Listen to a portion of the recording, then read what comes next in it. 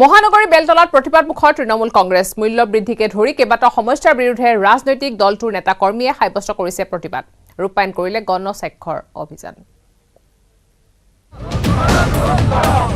অত্যাৱশ্যকীয় সামগ্ৰীৰ অত্যাধিক মূল্য বৃদ্ধিৰ বিৰুদ্ধে তৃণমূল কংগ্ৰেছৰ প্ৰতিবাদ হাতে হাতে বেনাৰ প্লেকাৰ্ড লৈ প্ৰতিবাদ সাব্যস্ত তৃণমূল কংগ্ৰেছৰ অৰ্ধশতাধিক কৰ্মীৰ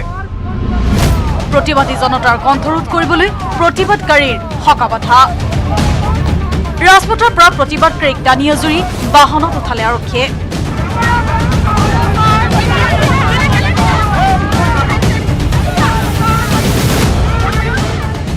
এই দৃশ্য মহানগৰী বেলতলা তিনিআলিৰ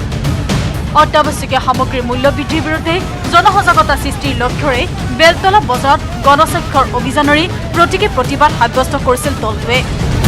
পিছে প্ৰতিবাদী কাৰ্যসূচী অংশগ্ৰহণৰ পূৰ্বে প্ৰতিবাদকাৰীক বাধা প্ৰদান আৰক্ষীৰ ৰাজপথৰ পৰা জোৰ জুলুমকৈ উঠাই ললে দলৰ সভাপতি ৰিপুণ বৰাৰ লগতে আন আন দলীয় কৰ্মীক ইয়াৰ পৰাই গোটেই চৰকাৰখনৰ যিটো ফেচিবাদী চৰিত্ৰ আমি যিটো সদায় কৈ আহিছোঁ সেইটো আজি আকৌ চৰকাৰখনে উদঙাই দিছে আজি আমি অসম তৃণমূল কংগ্ৰেছে গুৱাহাটী পৌৰ নিগম এলেকাত প্ৰায় 12খন বজাৰত আমি ধাৰাবাহিকভাৱে আমি বজাৰত মূল্য বৃদ্ধিৰ বিৰুদ্ধে প্ৰতিবাদ আৰু লগতে আমাৰ এটা গণস্বাক্ষৰ অভিযানৰ আমি কাৰ্যসূচী লৈছিলোঁ গুৱাহাটীৰ পৰা বলেন Bhattacharya news 18 Assam north east